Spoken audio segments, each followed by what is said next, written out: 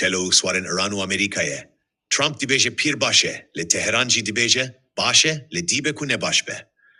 Destelatdarên Amerîka û Îran berdewam çavên hem berhevzîl dikin û dîdana nîşanî hevdû dîdin. Ebas Erakçî vezîrekarên derveyê Îranê dîhûne rengê vî spî bîbû.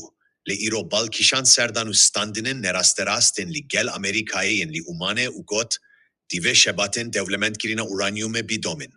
Erakçî ji bo beşdarî hevdehimin. Foruma Al Cezîrayê bîbeçûbû ketire û li vîr jî televizyona Al Cezîrayê re aksivî. Erakçî îddia kir ku bombebaranên Amerîka û İsraîlê nekarîne şiyana nukleerî ya Îranê jî holê rakin û anî û domand ku divê şebatên dewlementkirîna uranyumê bîdomin û ev mafevane. Vî gotem ji bo peymanekê ku di mijara rêjeya dewlementkirînê de baweriye bide amadine.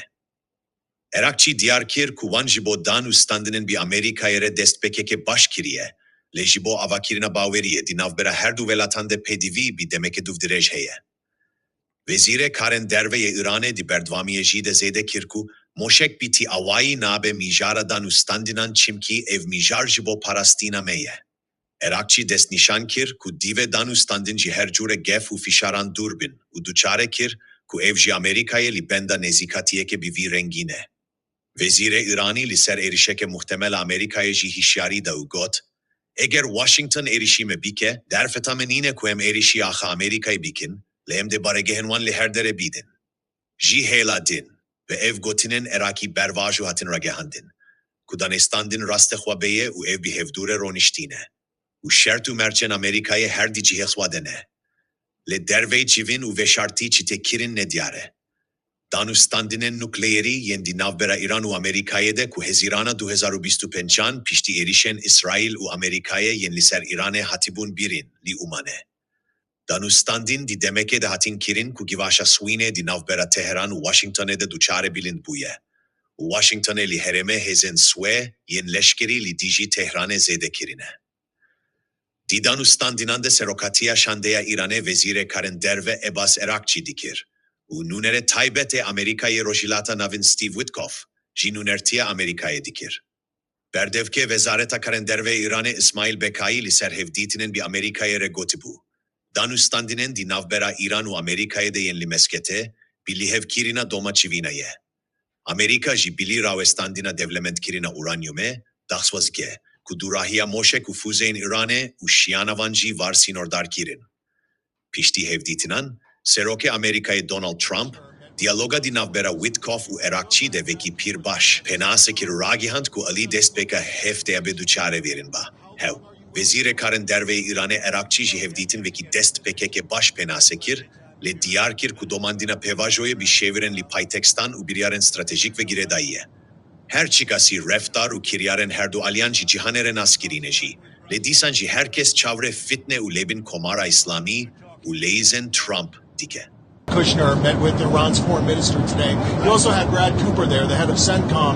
A deal doesn't look like it's been reached yet. How long are you willing to wait? It can be reached. Well, you have to get in position. We have plenty of time. If you remember Venezuela, we waited around for a while, and we're in no rush. We have, very good talks going with Iran. We have very good talks going with Russia and Ukraine. We're doing a lot of good talking, and I think we had the results today were with Iran. It was a meeting. We're going to meet again early next week, and they want to make a deal. Iran, as they should, want to make a deal. They know the consequences. If they don't make a deal, the consequences are very steep. So we'll see what happens. But they had a very good meeting with a very high representative of Iran, and we'll see how it all turns out. Well, human rights groups See that. By the way, I'd love to see that. If we could do that, I'd love to see it. Mr. President, is a deal that is acceptable that only covers with Iran? Is there a deal that only covers nuclear that would be acceptable to you? Because they just want to have nuclear. They don't want to have anything else. Like that would be acceptable, but the one thing, and right up front, no nuclear weapons. If we could have made that deal 2 years ago, we would have made that deal, but they weren't willing to do that. Now they are willing to do it. So they're willing to do much more than they would have a year and a half ago, or even a year ago when don't forget, we've only been doing this for exactly 1 year. And we started with them a few months after the beginning of this term. This term has been amazing, but the results could surprise people. If they would have offered this deal originally when we first started, it would have been accepted immediately. We'll see what happens.